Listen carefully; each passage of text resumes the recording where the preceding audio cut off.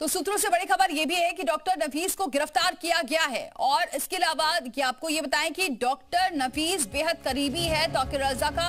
और ये भी बताएं बरेली हिंसा में डॉक्टर नफीस की भूमिका मानी जा रही है। तौकीर के सभी काम देखता था डॉक्टर नफीस, तो डॉक्टर नफीस को भी गिरफ्तार कर लिया गया है क्योंकि बेहद करीबी है। तौकीर रजा का सारा काम ये डॉक्टर नफीस से देखता रहा है।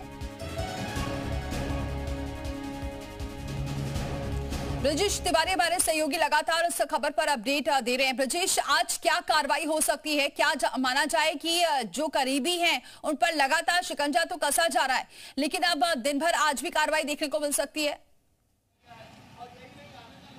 देखिए, सीलिंग की कार्रवाई आज भी होगी। जो दुकानें चिन्हित की गई हैं, जो प्रॉपर्टी चिन्हित की गई हैं, जो तौकीर रजा के सहयोगी हैं, जो इस पूरे दंगे में शामिल रहे, जिन्होंने माहौल बिगाड़ने की कोशिश की, उनकी प्रॉपर्टियों को चिन्हित कर लिया गया है। और उन्हीं में से डॉक्टर नफीस है। डॉक्टर नफीस वो शख्स है जिसका वीडियो सामने आया जिसमें उसने ये बात कही थी कि बैरिकेड जो लगाए गए हैं, बैरिकेड को अगर नहीं हटाया गया तो वो पुलिस वालों के हाथ कटवा देगा।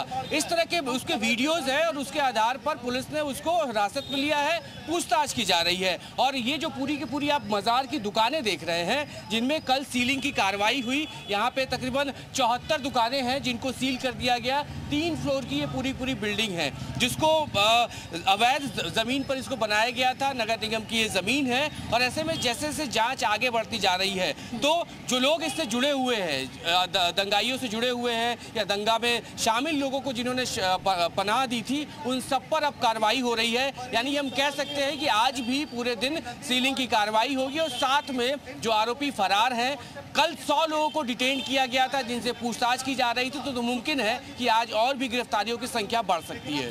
बिल्कुल ब्रजेश, ये जो आरिफ और फरहत की भी बात सामने आ रही है, क्या यहाँ भी एक्शन होगा?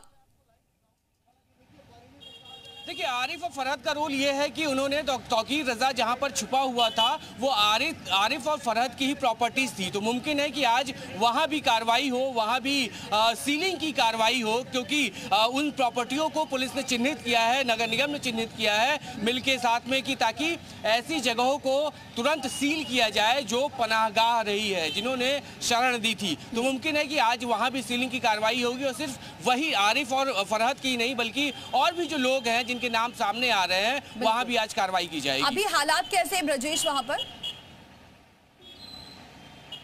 देखिए, पुलिस प्रशासन लगातार सड़कों पर है, मूवमेंट लगातार की जा रही है और सबसे पहले मकसद यही है कि हालात को सामान्य किया जाए। इसी की वजह से आज देर रात इंटरनेट की सेवा जो बाधित की गई थी 2 दिनों से, उसको शुरू कर दिया गया है। कोशिश यही की जा रही है कि सबके साथ मीटिंग करके किसी भी तरह की कोई अगर अफवाह फैलाने की कोशिश करता है तो उस पर कार्रवाई की जाए। लेकिन अभी क्या स्थिति है, अभी बिल्कुल भी सामान्य हो चुका है। यहाँ का बाजार, यहाँ की सड़कें, यहाँ की दुकान, सब कुछ सामान्य है और प्रशासन यही कोशिश में लगा हुआ है कि हालात ना बिगड़े। तो हालात सामान्य हो चुके हैं, पुरानी पटरी पर आ चुका है बरेली, लेकिन प्रशासन अपनी कार्रवाई पर लगा हुआ है और उन लोगों की तलाश की जा रही है जो दंगे में शामिल थे, भीड़ में शामिल थे। उन चेहरों को पुलिस अभी तलाश कर रही है। बहुत शुक्रिया ब्रजेश, ये तमाम जानकारी हम तक पहुंचाने के लिए। तो फिलहाल जो हालात हैं वो सामान्य हैं और 2 दिन से जो इंटरनेट सेवा बंद थी उसे बहाल कर दिया गया है।